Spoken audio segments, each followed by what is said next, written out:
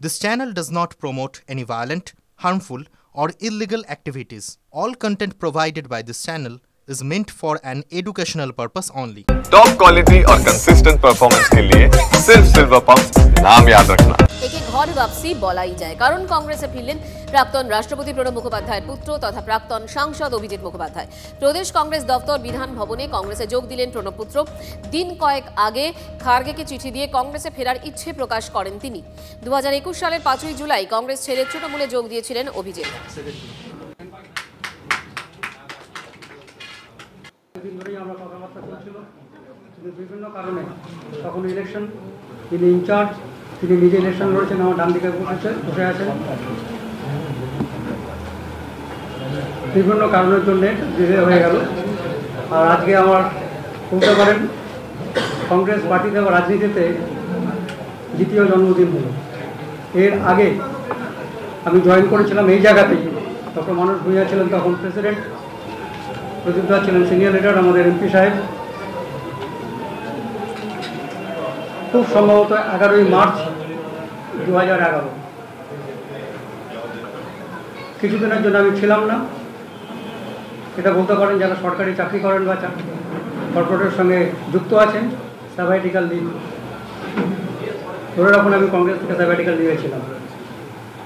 আমি খুব খুশি এবং কৃতজ্ঞ যে আমাকে পুনরায় কংগ্রেস পার্টিতে যোগদান করার সুযোগ দিয়েছেন, যেটা আমরা মনে করি এক স্বাধীনতা সংগ্রামীর নাতি হিসেবে, গ্র্যান্ডসান হিসেবে একটা অরাজনৈতিক ভুল কাজ করেছিলাম কংগ্রেস ছেড়ে দিয়ে। আমি তার জন্যে ক্ষমা চাইছি। কংগ্রেস ছেড়ে যাওয়া আমার উচিত হয়নি। আবার আমি ধন্যবাদ, কৃতজ্ঞতা জানাচ্ছি আমাদের এখানে যে উপস্থিত আছেন আমার ডান দিকে আমাদের ইনচার্জ মীর সাহেব। ওনার অনেক ব্যস্ততার মধ্যে উনি এখানে এসছেন। আছেন এক্স এমএলএ আমাদের এখানকার শ্রী অম্বা দেবী, আমার ডান দিকে বসে আছেন। এবং উড়িষ্যা থেকে এসছেন, তিনিও ইনচার্জ আসাফ আলী খান সাহেব। আছেন আমাদের সিনিয়র দাদা প্রদীপ দা, আছেন ছোট ভাইয়ের মতো কিন্তু বর্তমানে লিডার, আমাদের সবারই লিডার, প্রেসিডেন্ট শুভঙ্কর বাবু। আর যে তিনজনের জন্যে আজকে আমার কংগ্রেস আসা সম্ভব হলো, ম্যাডাম সোনিয়া গান্ধীজি, রাহুল গান্ধীজি এবং প্রিয়াঙ্কা গান্ধীজি। এক ঝলকে কিছু টুকরো খবর। বীর সাভারকরকে পালাতে সাহায্য করেছিল মার্সেইলি। ভারতের স্বাধীনতা সংগ্রামে সেই ভূমিকা স্মরণ করে শ্রদ্ধা জ্ঞাপন প্রধানমন্ত্রীর। মার্সেইলিতে ভারতীয় দূতাবাসের উদ্বোধন করবেন মোদি, সঙ্গে থাকবেন প্রেসিডেন্ট ম্যাকর। মার্সেইলির মাজার গুয়েজে ওনার ওয়ার মেমোরিয়ালে শ্রদ্ধা জ্ঞাপন করবেন প্রধানমন্ত্রীর, সঙ্গে থাকবেন প্রেসিডেন্ট ম্যাকর। এবং মাতৃভূমি থেকে যোজন দূরে এই বীর সেনাদের আত্মবলিদান যে ভারত ভুলে যায়নি, সে কথাই বিদেশ সফরে গিয়ে বারবার স্মরণ করাচ্ছেন প্রধানমন্ত্রী।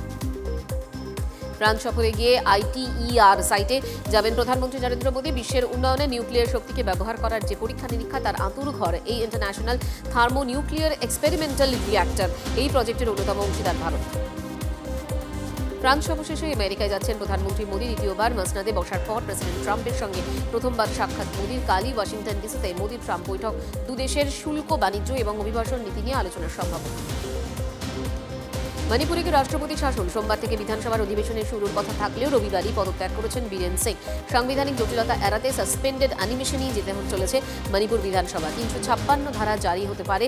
আপাতত বীরেন সিংই থাকছেন কেয়ারটেকার মুখ্যমন্ত্রী। বঙ্গবন্ধুর বাড়ি ভাঙচুরের পর ক্ষোভের আবহে আগামী সপ্তাহে ইউনুসের বিদেশ উপদেষ্টার সঙ্গে বৈঠকে ভারত করতে পারে ভারতের বিদেশমন্ত্রী এস জয়শঙ্কর। 16 এবং 17 ফেব্রুয়ারি ওমানের মাস্কাটে ভারত মহাসাগরীয় সম্মেলন, সেখানেই এই দ্বিপাক্ষিক বৈঠকের সম্ভাবনা, যদিও নয়াদিল্লির পক্ষ থেকে এখনো কিছুই জানানো হয়নি। মিটেছে ভোট, ক্ষমতায় এসেছে বিজেপি। তারপরই দিল্লিতে শুরু হলো ধরপাকড়। সিবিআই এর জালে দিল্লি পরিবহন বিভাগের 6 আধিকারিক, এদের বিরুদ্ধে ঘুষ নেওয়া সহ একাধিক দুর্নীতির অভিযোগ রয়েছে বলে দাবি। কে হবেন দিল্লির মুখ্যমন্ত্রী? জোর জল্পনা বিজেপির অন্দরে কোনো সাংসদ নয়, ভোটে জয়ী 10 বিধায়কের মধ্যে একজনকে মুখ্যমন্ত্রী পদে আনা হবে খবর সূত্রে। প্রধানমন্ত্রী মার্কিন সফর সেরে ফেরার পর এ বিষয়ে চূড়ান্ত সিদ্ধান্ত নেওয়া হবে।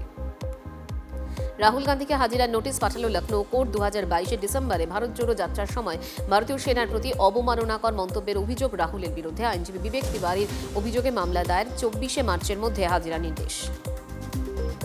অযোধ্যার রাম মন্দিরের প্রধান পুরোহিত আচার্য সত্যেন্দ্র দাস ব্রেন স্ট্রোকে আক্রান্ত হয়ে লখনৌয়ের হাসপাতালে মৃত্যু। কাল সরজু নদীর তীরে শেষকৃত্য। রামলালার প্রাণ প্রতিষ্ঠার প্রথম বর্ষপূর্তি অনুষ্ঠানে উপস্থিত ছিলেন আচার্য।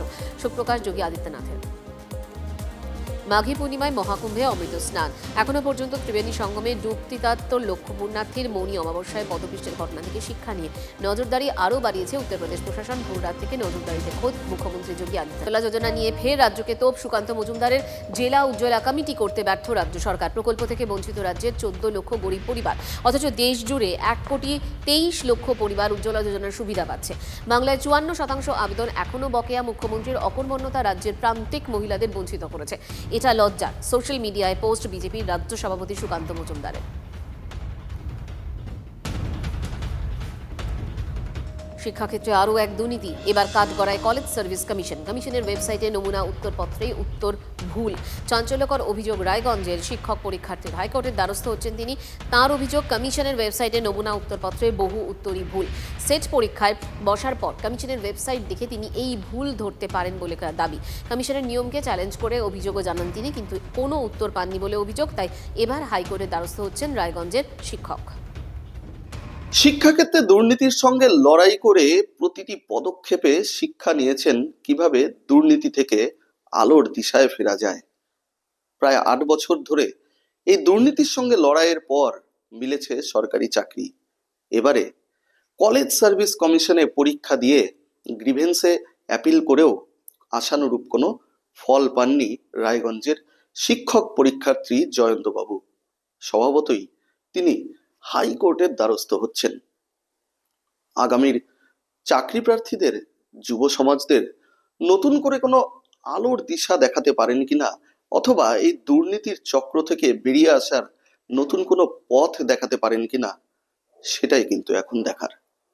উত্তর দিনাজপুর থেকে রূপক ঘোষ, TV9 বাংলা। 26তম যে সেট পরীক্ষাটা হয়েছে, সেই সেট পরীক্ষার প্রকাশিত যে প্রফেশনাল অ্যান্সার কি, সেই অ্যান্সার কিটা ভুলে ভরা। যে সমস্ত কোশ্চেনগুলো উত্তর ওরা দিয়েছে, কিছু কোশ্চেনের দেখা যাচ্ছে যে স্পেসিফিক যে অ্যান্সার হওয়ার কথা সেই অ্যান্সারগুলো নেই। সেই অ্যান্সারগুলোর বদলে তাদের যে অ্যান্সার কিটা রয়েছে সেটা মিসম্যাচ বা ম্যাচ করছে না। আমি তো অনেকটাই স্কোর করার কথা, কিন্তু অ্যান্সার প্রফেশনাল অ্যান্সার কিতে সেরকম কোনো রিপ্লাই বা সেরকম কোনো এফেক্ট দেখতে পাচ্ছি না।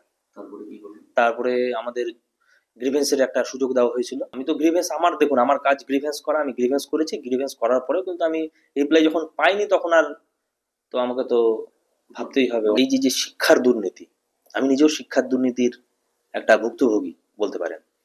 গত ডিসেম্বর মাসে আমি স্কুলে জয়েন করেছি, আপার প্রাইমারিতে। তো অনেক কাঠখড় পুড়িয়ে হাইকোর্ট, সুপ্রিম কোর্ট করে তারপরে জয়েনটা করতে হয়েছে।